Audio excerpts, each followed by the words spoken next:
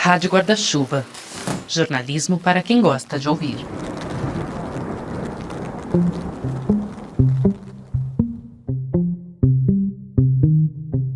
Em 1999, o Internacional Futebol Clube, o Inter de Jacarepaguá, no Rio de Janeiro, passou por uma mudança radical. Já eram anos tentando o acesso à primeira divisão do Campeonato Carioca, toda sem sucesso. No fim daquele ano, o Internacional recebeu uma proposta de compra. O clube seria vendido para um projeto que prometia investir no futebol e teria como presidente um cara chamado Sérgio Corrêa. Futebol é o esporte que mais leva público, mais mexe com o público, né? Então nós estamos começando pelo futebol. O Sérgio Corrêa não era um dirigente qualquer. E a compra do Internacional de Jacarepaguá não foi uma compra qualquer. O clube mudou de uniforme, saindo apenas dos seus tradicionais vermelho e branco e adicionando a cor azul. Mudou também de nome. O Internacional Futebol Clube virou o Universal Futebol Clube.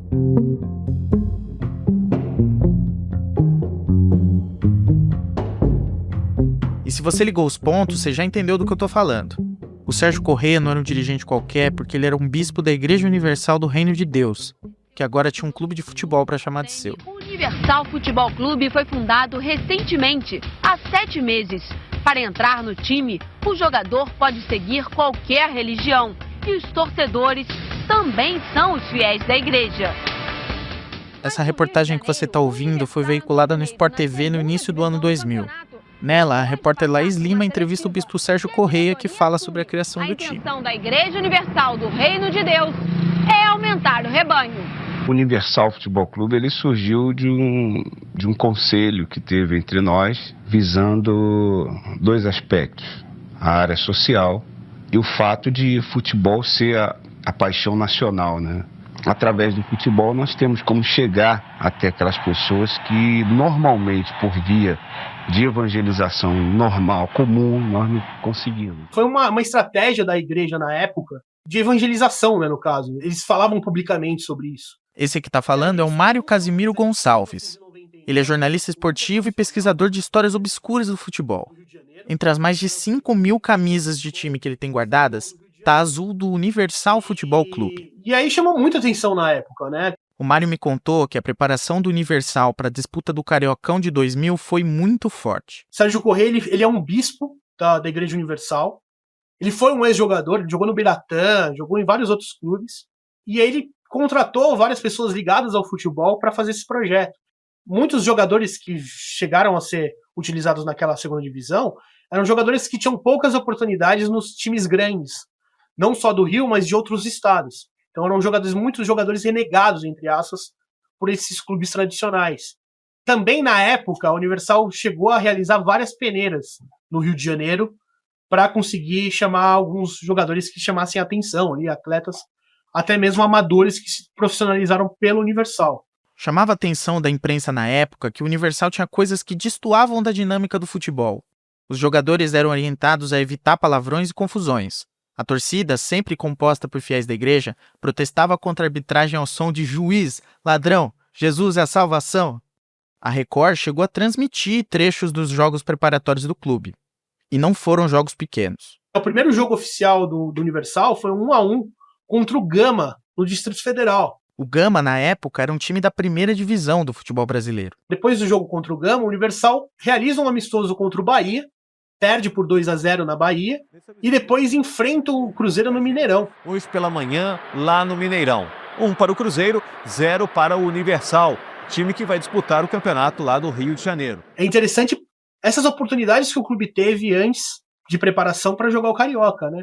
E perde também novamente por 2-0 contra o Cruzeiro. Quando começou a fase preliminar da Série B do Carioca, o Universal começou a estabelecer recordes de público. O estádio do clube era em Curicica, mas o Universal chegou a jogar em outros lugares do Rio por causa da alta demanda. O Botafogo chegou a alugar por R$22 mil na época, isso tem em jornais, para o Universal mandar seus jogos lá, com bom público. Então, assim, a igreja disponibilizava ônibus para os seus fiéis irem ao estádio torcer para o clube, enfim. Então, assim, por um lado, você tinha uma organização muito grande por parte da igreja com relação ao clube, né? Mas durou pouco tempo, né? Assim, se pegar o projeto em si, no cru, ele durou 1 ano e meio, mais ou menos isso, porque eles adquirem em 99, jogam 2000 e depois eles param. Apesar do sucesso estrondoso de público, o Universal não conseguiu o acesso à primeira divisão carioca. Tinham vários grupos na primeira fase do Campeonato Carioca da segunda divisão. Aí ele fica em segundo lugar, ele só ficou atrás na primeira fase pro CFZ, que era o time do Zico, né? O projeto do Zico. E na segunda fase o time não vai bem. O Universal ficou na última posição do seu grupo na segunda fase. Então, assim, foi uma campanha média, assim. Foram 4 vitórias, 9 empates e 2 derrotas. Depois daquele carioca, o clube encerrou as atividades. Mas a ideia da Igreja Universal de ter um clube de futebol não morreu. O Canaã Esporte Clube ele é criado na Bahia, no interior da Bahia. Por incrível que pareça, o presidente dele é o Sérgio Correia, que foi o presidente do Universal Futebol Clube no Rio de Janeiro. E a camisa é da mesma cor, né, cara? Cara, é a mesma cor, porque é as cores da igreja, né? Aham. E aí o projeto, basicamente, ele é feito para... Não só pela questão também da evangelização, mas por ser um projeto social, né? Muito ligado ao futebol de base. Assim. Apesar de surgir na Bahia, o Canaã migrou suas operações para o Distrito Federal. Em 2022, inclusive, chegou às quartas de final da Copa São Paulo de Futebol Júnior, principal torneio de base do mundo. O clube segue na ativa, assim como outros projetos que buscam misturar ainda mais as fronteiras entre a religião e o futebol. Eu sou Matheus Marcolino e esse é Discípulos, a investida evangélica no esporte.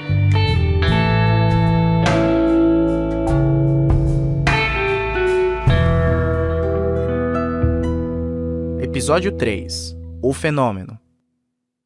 Para entender o tamanho do fenômeno evangélico no Brasil, é preciso olhar para as periferias. Tem uma frase bem popular que diz que se você entra em qualquer quebrada, você vai encontrar em todas as ruas pelo menos um bar e uma igreja. E é verdade. Um dado que exemplifica bem isso vem do Censo das Favelas e Comunidades Urbanas do IBGE, divulgado em 2022. Mais de 50 mil igrejas ou templos religiosos estão nas favelas do Brasil. Enquanto isso, existem pouco menos de 8 mil instituições de ensino e mais ou menos 3 mil instituições de saúde, como postinhos, clínicas e hospitais.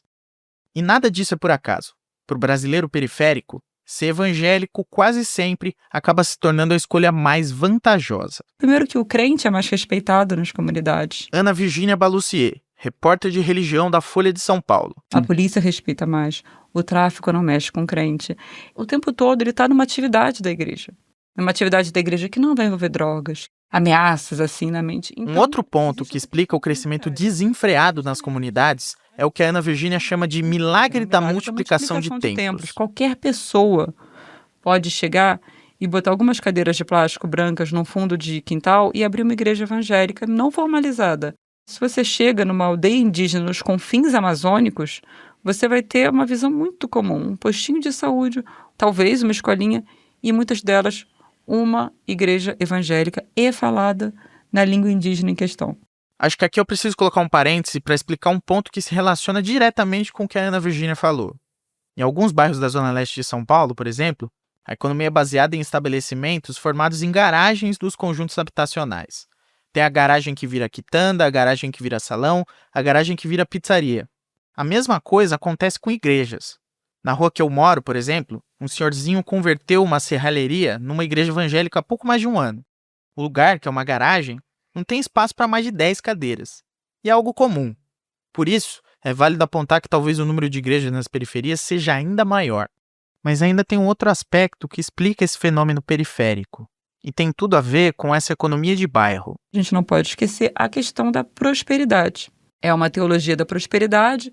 Ela não explica tudo e todos, assim, ela é um pouco mais complexa do que se dá a entender, não é só uma questão de ganância. Quando a gente pensa em prosperidade, é quase como se uma sociedade com Deus, uma recíproca, digamos assim. Porque enquanto Deus te ajuda, te faz prosperar, você ajuda Deus, você dizima, você é um bom fiel. E Deus vai ajudar você a ganhar nesse mundo. Cecília Loreto Maris, socióloga especialista em pentecostalismo. Deus não está só salvação na outra vida, não. Vai lhe dar prosperidade nessa vida. Naqueles programas de televisão, a Igreja Universal bota, né? O cara diz, né? Eu não tinha nada, eu estava na rua, e agora tem uma empresa, né? Assim. Como você escutou no primeiro episódio do podcast, a Cecília Loreto pesquisou muito a teologia da libertação antes de se especializar no pentecostalismo. E na tradição católica, existe um mérito em não ter dinheiro. Jesus não foi rico. Você espera por outra vida, e ser pobre é uma virtude, assim, vamos dizer, as ordens mendicantes, São Francisco de Assis, né? As igrejas evangélicas, principalmente as neopentecostais, encaram essa questão de outra forma. Sucesso na terra é a manifestação de bênçãos do céu. Não que abusos não aconteçam e tem que ser denunciados sempre, mas, na verdade, entrar numa igreja evangélica pode ser uma coisa muito benéfica para a pessoa. Ela consegue, contatos profissionais, contatos sociais, contatos amorosos. Eu entrevistei, por exemplo, uma fiel que o fato dela estar na igreja evangélica fez um negócio dela, que era bolos de pote, prosperar imensamente, conseguiu vários clientes. Ela conheceu o marido dela lá. Tudo se resolve na comunidade. Então, o Renato Meireles, no Roda Viva, falou que era mais ou menos como você pagar a mensalidade de um clube. Um clube de vantagens sociais, no caso.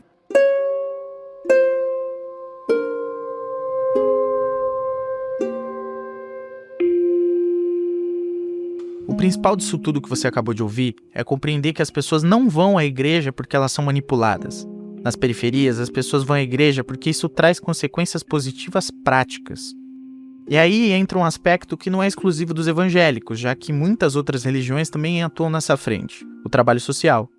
E a Ana Virginia Balussier me deu um exemplo real do papel social de uma igreja na periferia. Essa mulher, essa mãe, que tem um filho de 15 anos que mora numa região periférica, e ela tinha muito pavor do mesmo horário sempre, que era o horário em torno de 13h, porque era o horário que o filho saía da escola.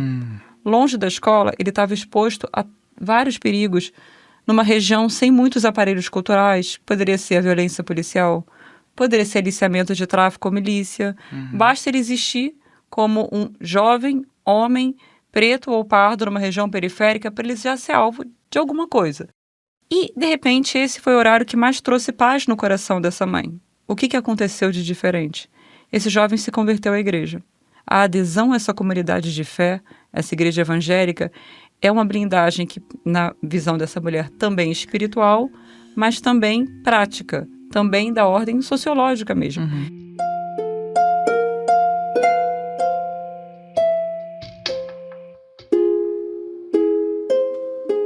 A igreja evangélica está em lugares onde o Estado não está e oferece uma nova perspectiva de vida. E sabe o que também dá uma nova perspectiva de vida ao jovem pobre? O esporte. E nas periferias, algumas vezes, a religião e o esporte andam lado a lado. Por isso, eu precisava conversar com alguém que atuasse nessa fronteira. Numa manhã de quinta-feira, fui até o Céu Jardim São Pedro, aqui na Zona Leste, para acompanhar um treino da Escola de Futebol Itaquera. O projeto é do professor Eduardo Pacheco da Silva, o Du. No meio do futebol fui conhecido como Eduzinho, né? Joguei por 15 anos, provavelmente aí no meio profissional. A gente veio de uma família humilde, né? Então, assim, de um bairro que na época era também perigoso. E aí o esporte foi essa ferramenta para tirar, né, a gente da rua, trazer para perto. Nós, graças a Deus, tínhamos um dom do futebol, tínhamos uma noção. Ele nasceu na Bela Vista, no centro de São Paulo, e começou a jogar futebol por lá. Começamos a iniciar no futsal com 4 para 5 anos, lá na Bela Vista. Iniciei na Eletropaulo, né? Eu sou uma experiência viva de um projeto que deu certo, que era o projeto do Expresso Pena, que é do seu Juventino. E quando eu parei de jogar bola, né, profissionalmente, eu falei que eu queria fazer o que ele fez por mim. Independente se eu fosse ficar milionário ou não, eu já tinha isso no coração de poder fazer algo pelo próximo, de poder fazer algo pelas crianças da minha comunidade. O Du foi um dos muitos meninos cujo sonho era viver jogando bola. E ele conseguiu viver desse sonho. Eu já fui para Vitória da Bahia, voltei, depois fui para a Portuguesa, onde fui feliz ali 7 anos na Portuguesa. E depois eu rodei, né, mundo afora, Portugal, tantos outros lugares. 7 anos na Portuguesa? Eu fui um tempo feliz, hein? Peguei um tempo feliz ali na Portuguesa ali. Cheguei, que ano, mais ou menos? Eu cheguei na Portuguesa em 95, né? 95. Nossa, você pegou o auge. 95, peguei o auge, depois já fui vice-campeão brasileiro em 96. Tive a felicidade de poder jogar ali com alguns nomes hoje renomados, né? Participei um pouco ali com o Zé Roberto, com o Rodrigo Fábio, Leandro Amaral, com o Emerson, com o César, que foi uma categoria vencedora. Logo na sequência ali de 96, né? Que no auge ali 96 com o Clemer, com o Caio, com o Capitão ali, né? Peguei alguns treinadores renomados, como o René Simões, Candinho, finado Zagallo, né? O Zagallo que me levou pro profissional, pro primeiro jogo meu no profissional foi através do Zagallo, né? Então, Qual jogo foi, você lembra? Foi logo contra o Palmeiras, né? Nossa. Tive a felicidade de jogar contra o Palmeiras, um time do coração meu, né? Mas ali a gente era profissional, então a gente queria ter a oportunidade, né? E Deus me deu essa felicidade de poder jogar 17 minutos contra o profissional do Palmeiras, né? Não foi no Campeonato Paulista de 99, inclusive entrei muito bem e o passe do gol, a assistência foi minha no dia do jogo. Nossa, que legal. Entrei faltando 17 minutos, ganhamos de 1-0, dei assistência pro Evandro, que era o chaveirinho na época, que veio do Flamengo. E o Evandro foi feliz de concluir em gol ali, e dali pra cá eu nunca mais desci pro Júnior, né? Vem pelo Campeonato Paulista, Portuguesa e Palmeiras no Canindé. Edu cruza da direita e Evandro completa. Placar final, Portuguesa 1, Palmeiras 0. Depois da Portuguesa, o Edu saiu do Brasil, mas já com alguns problemas no joelho. Depois, ele voltou para jogar no Goiás, que montou um bom time do Brasileirão de 2003 e emendou 16 jogos sem perder no segundo turno daquele campeonato. Tanto que depois o Cuca veio pro São Paulo, veio jogadores, veio Danilo, veio Josué, e aí veio o Grafite, tudo na sequência. Eu tive a felicidade de trabalhar com essas pessoas também. O Edu saiu do Brasil de novo, foi para Portugal, depois voltou para o Bragantino e se aposentou em 2010 por causa do joelho. E aí quando eu parei em 2010, eu montei o projeto social nosso, que é a Escola de Futebol Itaquera hoje, que graças a Deus, dentro do projeto, dentro desse tempo, nós conseguimos, alguns jogadores colocar no cenário. O Eduardo vai explicar melhor como funciona a escola de futebol evangélica que ele comanda. Mas antes, eu acho que você precisa ter uma informação crucial sobre a relação que ele tem com o esporte e com a própria religiosidade. O Eduardo foi um atleta de Cristo.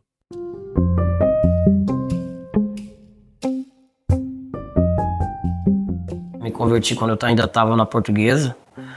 E ali eu tive o privilégio de ter grandes companheiros que faziam parte do Atleta de Cristo. Sempre tinha as reuniões, né, nas concentrações. E dentro de umas reuniões dessas aí a gente aceitamos Jesus, né? Então... A conversão do Eduardo ao cristianismo se deu principalmente ao volante Simão, que teve passagens relevantes no Internacional, no Corinthians, no São Caetano e, claro, na Portuguesa. Cara, o cara alegre e aquela alegria a gente queria, né? Então, assim, o cara que brincava com todo mundo, né? O cara espontâneo. E a gente via aquilo, a gente falava, pô, né? Algo diferente no Simão, né? E aí ele sempre convidava nós para as reuniões, né? Tinha a igreja próxima ali da Armênia que a gente ia, né? Que era a Assembleia lá. E aí a gente dentro, né, dessa aceitação, dentro do Evangelho, a gente começou a fazer essa prática, né? Tá mais próximo, a entender um pouco mais. E graças a Deus hoje foi a melhor escolha da minha vida. Apesar do Alex Dias Ribeiro ter descrito como eram os cultos dos atletas de Cristo antigamente, eu quis saber como era no vestiário dos times de futebol. Por isso, eu repeti a pergunta para muitas pessoas, e o Eduardo foi uma delas. Hoje em dia, quase todos os clubes grandes têm um pastor que faz preleção na concentração, né, tal.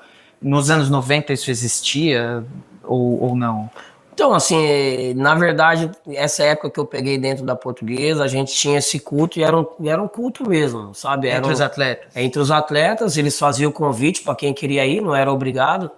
E geralmente ia. As pessoas levavam algum outro pastor para ministrar uma palavra, né? Para compartilhar com a gente ali, para ter um entendimento. Às vezes era o próprio irmão, né? No caso da Portuguesa era o Simão que dirigia. Ele era um cara que, praticamente era um pastor na época.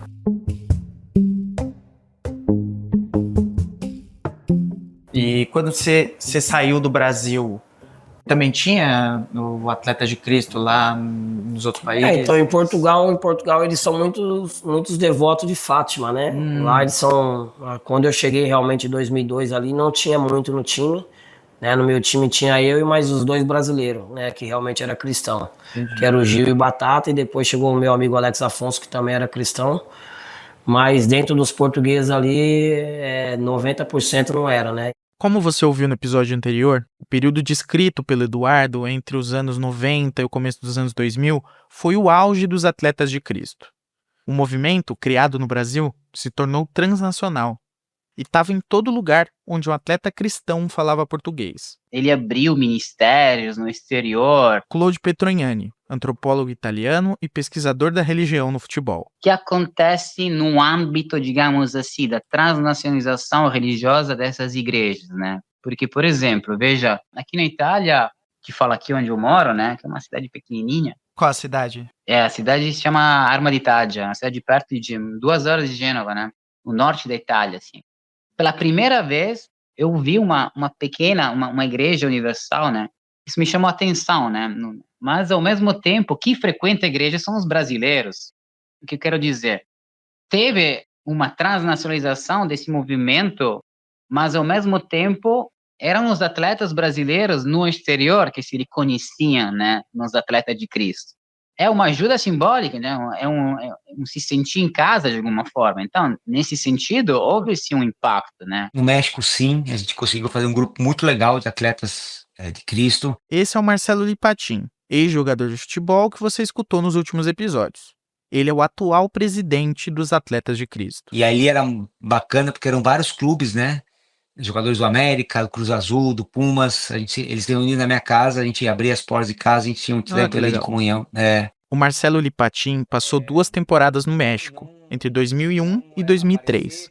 Nesse período, ele era o promotor das reuniões da missão. Houveram convites importantes de televisões, principalmente do México, que eu jogava no América, então as pessoas queriam divulgar, né, e mostrar, porque é uma baita matéria. Imagina, ali na minha casa tava jogadores do Cruz Azul, do Pumas, do América, né, muita gente reunida ali, pô, mas eles são rivais em campo e a gente sempre diz que não, porque talvez essa divulgação, né, não seria aquilo que a gente queria naquele momento, né? E faz sentido o receio em expor esse tipo de reunião. Futebol é um ambiente extremamente violento, autoritário, em que a cobrança de que se odeia o adversário. Jogadores que brigam com rivais são mais populares com a torcida. O que acontece se a torcida ficar sabendo de reuniões dos jogadores do seu próprio time com jogadores do time que ela odeia? Por outro lado, será que a relação fora de campo influencia em como os jogadores interagem dentro de campo? Eu perguntei sobre isso para o Marcelo Lipatin. Eu fico imaginando, claro, um exemplo anedótico, né? Mas você se reunindo com os atletas dos outros clubes mexicanos e aí você é um atacante, o goleiro do León, do Chivas, e vocês ali se reunindo juntos, mas em campo um faz o gol no outro, um tira a bola do outro, um faz a falta no outro. Como que era isso para vocês, assim, enquanto grupo? Vocês separavam bem essa questão? Sim, não tinha muita noção, né? Mas eu lembro que no Cruz Azul jogava um brasileiro chamado Júlio César Pinheiro, né? Ele era um cracaço. Ele era dupla de ataque com o Louco Abreu, né? E não tinha de ruim para ele. O Júlio jogava demais, né? No Pumas estava o Mariano Trujillo, que era um mexicano, o Rodrigo Barragán, também outro mexicano. E eles alternavam muito, né? Ali, a gente compartilhava muito dos momentos uns do outro. A gente era amigo, assim, sabe? Pô, cara, que golaço que você fez. Pô, parabéns, né?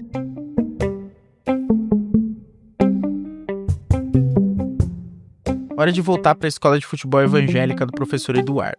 O foco nosso, o principal nosso aqui é levar o evangelho dentro do nosso futebol, levar Jesus para as crianças, né? Entendendo que é o melhor caminho. E aqui a gente também faz um trabalho de formação de caráter cidadão. Claro que o menino que é bom, que está dentro da periferia, que a gente entende que é onde que nasce os craques, tá na periferia ainda, né? Mas o projeto nosso, ele foi lançado realmente para formação de caráter, formação de homem, cidadão de bem, entendeu? É proibido falar palavrão, é proibido vir cantar a música do mundo, que é no funk, realmente, né? As próprias crianças já têm essa doutrina de a criança falou palavrão, professor, eles mesmos já se cobram, não, então você já paga 10 flexão de braço. Então você vê realmente no treino que realmente acontece. E isso daí é bom, porque ele começa já a ter realmente ali uma disciplina dentro do que exige o projeto, né? Eu acompanhei os treinos dos meninos mais ou menos entre as 8 e as 10 da manhã. As atividades foram divididas por faixa etária. Muitas crianças pretas de todas as idades, mas o público ali era extremamente diverso. Eu perguntei sobre isso para o Eduardo. Então, nós somos um perfil de inclusão, onde a gente tem, por obrigação e por amor, incluir aquelas pessoas que são, de repente, num outro projeto que ela não tem condição de pagar, ela não pode treinar. Então, no nosso projeto, a gente vai incluir sempre essas pessoas, porque a gente entende que o nosso projeto hoje é um projeto que há uma disfunção de família, né? Há um desequilíbrio familiar. Dentro do projeto, a gente vê muito desequilíbrio. E a gente quer, de alguma forma, tentar trabalhar isso, né, para se achegar dentro do lar. Hoje a gente entende que a criança é uma ferramenta para nós entrar no lar e poder entender o caso da família. Hoje, graças a Deus, a gente conseguimos, na terça e quinta, uma parceria com as padarias da comunidade, que é o no Maranhão e a Padaria Carisma. Eles nos doam pão, e outros nos doam o que é do dia anterior, que é tudo coisa boa.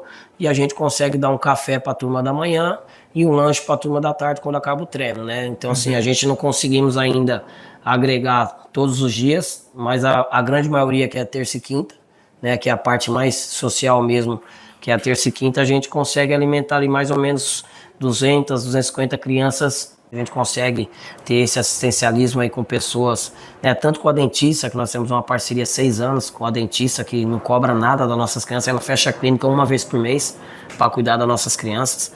Então, assim, a gente entende que não é só o futebol. O futebol é uma parte, né, para que a gente possa realmente entrar nesses lares entendendo, para que a gente possa ajudar eles de alguma forma.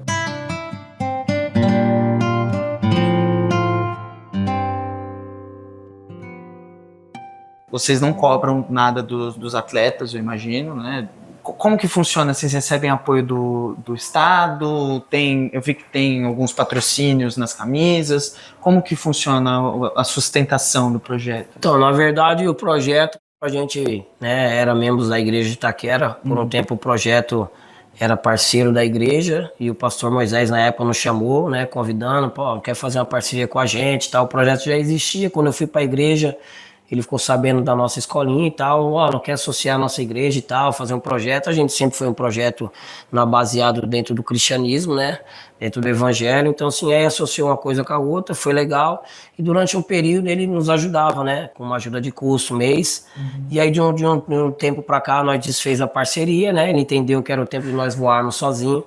E aí foi quando a gente ganhou a nossa ONG, né. A ONG se chama Life Transformers.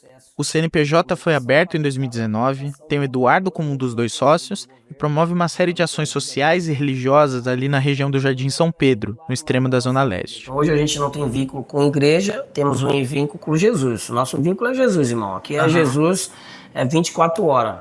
E alguns pais, graças a Deus, têm sido alcançados também, porque através do testemunho do filho que mudou, do filho que falava muito palavrão, hoje não fala, do filho que não lavava um prato, hoje ele lava, do filho que não estendia a cama quando ele levantava. Então, só algum testemunho que chega até nós.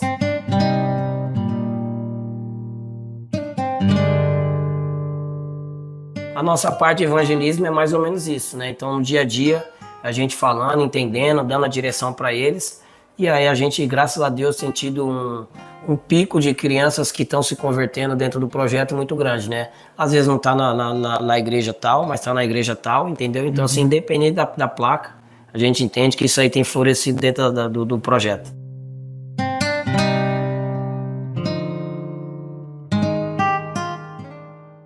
E assim, a gente entende que nós vamos lançar semente, né? A gente crê no momento certo, ela vai florescer. E a gente entende que a escolinha de futebol é só a ferramenta daquilo que Deus tem preparado para nós, né? Então, assim, a gente sabe que nós vamos ser uma potência. Nós falamos nas nossas orações, nós vamos ser uma potência como projeto, mas nós vamos ser uma potência como ONG.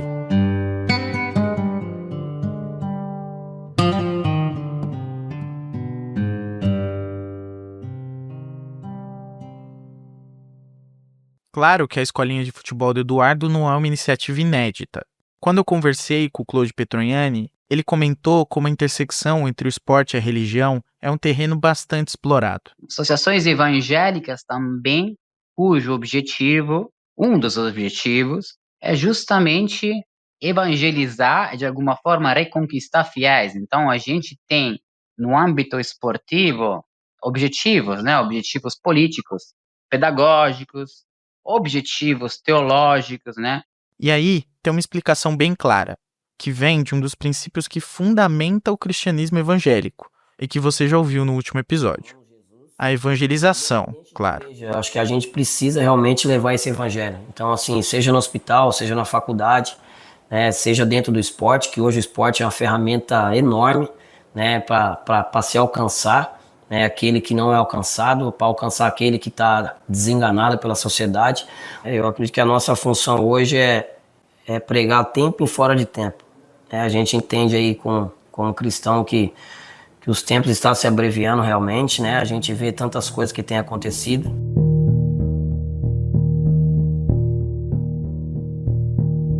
Depois de ouvir tudo o que você ouviu, talvez você tenha ficado com uma dúvida que eu também fiquei. Você é pastor, não? O Eduardo estufou o peito para me responder. Não sou pastor não, mas a gente tem, né, nós temos por esses últimos dias aí ouvido algumas pessoas falarem para nós abrir o nosso próprio ministério. Então eu e minha esposa estamos relutando nesse sentido ainda, né? Esperando a confirmação realmente de Deus.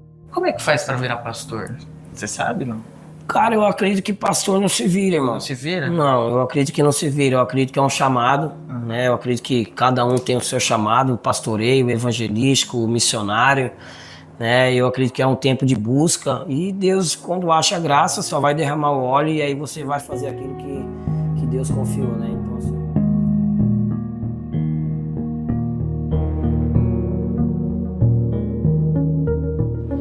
segundos, tranquilo, não tem frescura. Tem a posse de bola, eu tenho que encontrar. Pode me olhar que eu vou estar em cima, beleza? Não vamos abusar, porque o jogo tem que ser assim agora. As coisas mudaram, tá bom? E na resenha são os capitães daquela que a gente sabe ali, sem frescura, não tem isso comigo, beleza? Futebol, não é igreja. Esse que você acabou de ouvir é um dos árbitros mais experientes ainda em atividade no futebol brasileiro, o Marcelo de Lima Henrique. E essa frase dele é bem curiosa, né? É futebol, não é igreja. O árbitro cria uma separação que é bem clara para muitas pessoas. Mas será que essa separação ainda existe? Será que há uma separação clara entre a igreja e outros setores da sociedade além do esporte? A fronteira parece cada vez mais confusa. E depois da conversa com o Eduardo, eu percebi que ele tinha me dado uma pista importante para tentar responder essa pergunta. E era um nome: Moisés.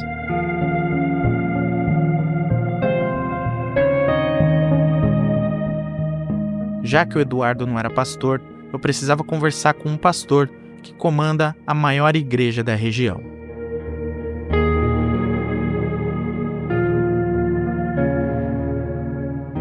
No próximo episódio, você vai entender como funciona uma das maiores igrejas empresa da Zona Leste de São Paulo, como o pentecostalismo e o empreendedorismo andam lado a lado e como o esporte é apenas uma das montanhas que constituem um mundo no cenário evangélico.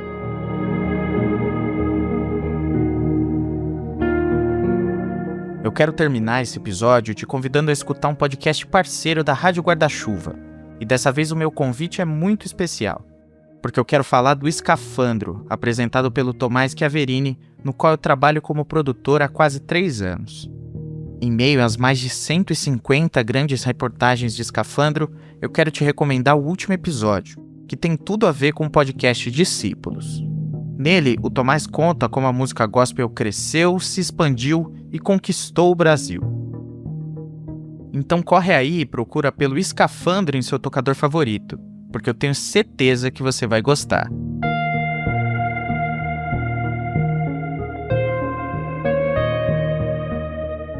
Este episódio contou com sonoras adicionais de Sport TV e TV Globo. Trilha sonora Blue Dot.